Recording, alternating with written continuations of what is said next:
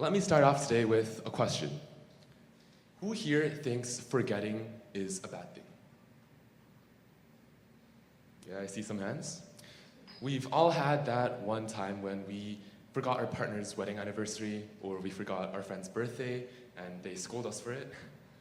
One of my favorite examples of a forgettable offense is a story about my mom, and a bakery she absolutely despised. The owner apparently was really rude and condescending towards my mom, and because he had a bad day. So ever since then, that bakery has been on her blacklist. She doesn't eat any bread from that bakery, and if there's anything with that bakery's logo, she just refuses to look at it. So one year comes around when my dad completely forgets about this beef my mother had and proudly presents her with a birthday cake. And well, after that, let me just say he was sleeping on the futon for a week or two. So yes, we've been trained to fear forgetting. But let me flip the question. I'm sure not a lot of people will think that forgetting is good. So what if I told you today that forgetting is far from a glitch in our mental software, but it's actually a powerful and essential function in our memory? Forgetting isn't the enemy of remembering, but it's actually the reason that we remember at all. That's called the memory paradox. And it's more than a brain quirk, it's how we remember. So today, we'll explore why forgetting might be the very thing that helps us save our memories and our lives. So yes, sometimes forgetting is funny, sometimes it's frustrating, but sometimes it could be terrifying. I didn't think much about memory loss at all till I saw someone I love lose theirs. Today, I'll start by saying that I have a good reason why I hate memory loss, and it starts and ends with one word: Alzheimer's. Let's look at some numbers. There are 55 million people worldwide with dementia, and 1 in 3 older Americans die with dementia or another form of Alzheimer's, and it's the 7th leading cause of death in the USA. I'm sure many people in the audience know someone, a friend, a family member, or someone close with this illness. And that's the thing. It's invisible, but it's everywhere. These statistics were just numbers to me once.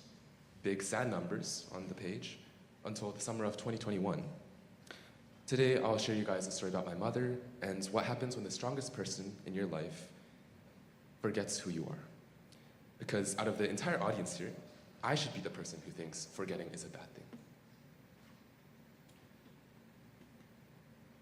So I was in 7th grade in middle school, and I'd never really thought about death before, not in a real close-up manner. And it started with the little things that were easy to miss. My grandfather, who my family used to joke that had the best memory out of the entire family, suddenly forgot his bank account number. Then he'd struggle to get the right word, not just once or twice, but constantly. And to be honest, at first you wouldn't have noticed if you weren't really perceptive, if you weren't paying close attention. But it got worse and fast. He became more quieter, more withdrawn. His personality shifted. A man who used to love to tell stories to his grandchildren suddenly had none to tell. When he finally forgot how to feed himself, just sat there at the dinner table, staring blankly at his food, my parents finally said there was something wrong. The first moment that everything hit was during a car ride home. My mother was picking me up from a hagwon, or an after-school class, when she got a text. We stopped at a red light, and I saw my mom glance down at her phone, go still. And a lot of people say that the hardest thing in life is seeing your parents cry for the first time, and that was it for me. Actually, a week passed before she told me that she was breaking down during that car ride, but I didn't know at the time. The message that my mother got from my grandmother had a gist of, the doctor confirmed it, there's a late-stage Alzheimer's, and in the months that follows, I thought that my family just turned inside out. Grab bars and support poles were installed all over my grandparents' house, and honestly, for a while, to me it seemed okay. I mean, my grandfather was going to the doctor, he was getting treatment, so he should get better, right? So in the winter of that same year, we went to visit him. our family lived far away from my grandparents' house, so we never get a chance to visit them during the school year. I remember knocking on the door, and I was really excited to see him. And I was expecting a warm, familiar smile from my grandfather, but instead I got a scowl. He asked me who I was. I thought he was joking at first. I told him, I'm your grandson, Lim, and still nothing. He still didn't recognize me. He saw my mom, and still nothing. Only when my grandmother came and hugs my mom did his face shift. He called my mother's name, Sanyoung, and walked back inside, not even looking at me. My mother took it the hardest. Imagine your own father, the person who taught you how to ride a bike, to help you cope with your depression after college admissions, just not know who you are. My mom is the fourth of 5 siblings. We're a big, close-knit Korean family, and each of the siblings had their own memories about their fathers, and now he didn't remember any of them. Fast forward to the summer of 2022. I'm sure all of you guys have seen this before. A super great cover. This was just a part of the background until it's not there. That summer, it rained in Korea more than seen in the last 50 years. Felt like the sky just broke. Rain poured for days, and it overwhelmed the city drainage systems. Sewer covers across Seoul were torn off from the pressure, and that exposed holes in the roads that no one could see, especially when those roads were flooded. One night, my mom's older sister and her younger brother went out to pick up groceries for our grandfather. And in the middle of the night, in the middle of a flooded road, they stepped in one of those holes and they didn't come back. My sister and father were in America at the time, so my mother left me home to join the search with the firefighters. This was the first time I was home alone, and since I was in middle school, I took full advantage of the situation. I stayed up late watching TV, I ate junk food, and I got sugar rushes. I didn't really grasp the gravity of the situation at the time. Only a few years after did my mother tell me what those days were like for her. She was spending entire weeks searching for her brother and sister, trying to follow the firefighters, and trying to search the sewer canals of Seoul. My mom, who had shared a room with her younger brother for half of her life, who had stayed up gossiping with her sister till sunrise, couldn't stop crying for weeks once they found.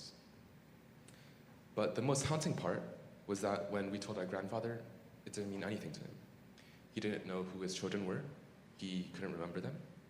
And that's exactly why I despise memory loss, because it can wreck families. It stole my grandfather from me, and it emotionally devastated my mother and her siblings. And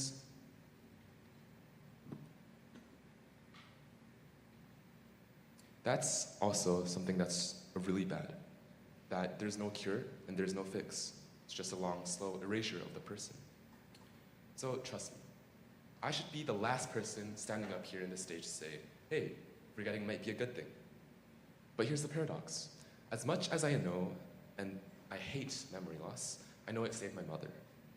Because just as forgetting erased my grandfather's memories, it also softened my mother's pain. Depression hit my mother hard, first after the funeral of her 2 siblings, then it later hit deeper when my grandfather also passed away. It wasn't even grief anymore, it was something heavier. She had a loss of interest in things that she used to love, music, reading, cooking, which she always used to do for my sister and me when we were little kids. She had a persistent sadness to her, and she was always tired to do anything. She couldn't hold conversations, she couldn't go to work. It was like her mind was in a fog, and apparently these were the symptoms of depression.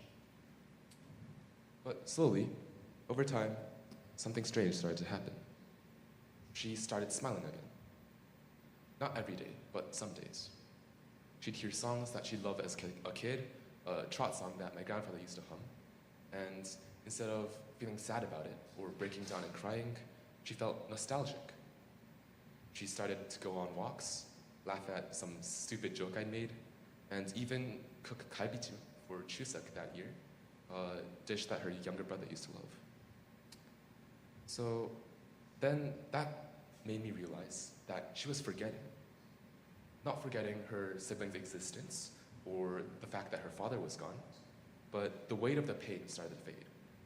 And it wasn't because she didn't care, of course, but because her brain knew that if she could hold on to these memories too tight, it would hurt her more than help her.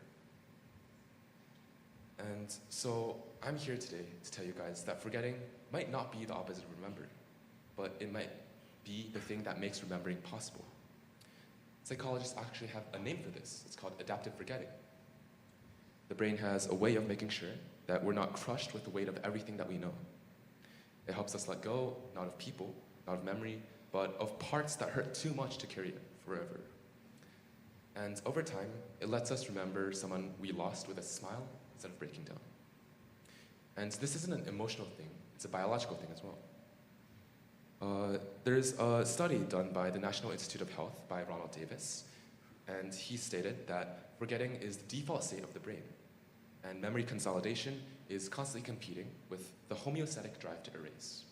In other words, the brain always tries to forget, and remembering is a thing that takes more effort. There are entire networks in the brain that help us clear out our memories and clear out our thoughts for the things that we don't need. It's kind of like a mental spring cleaning. And that's what makes people be able to move on. Stop relieving heartbreak, to help update their beliefs, to let go of grudges, helps them keep growing, even if it hurts. Because to be honest, if we remembered everything, every sharp detail and pain of the moments, then we'd probably not be able to get out of bed. And I know it sounds strange, but even though Alzheimer's is the most tragic version of memory loss, and it taught me that forgetting is relentless and cruel, it also helped me realize something important, that forgetting in its healthy form is a gift. And I'm infinitely thankful to not forget everything, but just enough to move forward. If my mother remembered the pain of those days and weeks exactly as it first hit her forever, I don't know if she would have made it throughout the year. But forgetting dulled her senses, and it softened the sharpness of this loss, and it gave her a way to live again. Maybe that's what remembering actually is. Not about clinging to every little detail, but holding on to the bigger stuff that matters. Who someone was to you, what they taught you, how they made you feel. My grandfather may have forgotten who I was, but I haven't forgotten him. And sure, someday I may forget the name of the song he once loved, and my photos of him might end up in the attic covered in dust, but I'll always remember who he was to me, the lessons he taught me, the kindness he showed me, and the way he made me feel like I mattered. That feeling doesn't fade. So today, I started this talk by saying that I should be the one that hates forgetting, and that's still true. But I've also learned that forgetting is the reason that people wake up in the morning.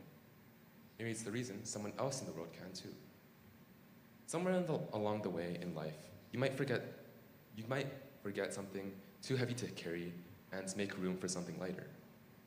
So the next time you forget where you put your keys, or you walk into the room and totally blank on why you're there, or you forget someone's name 2 seconds after meeting them, don't beat yourself up.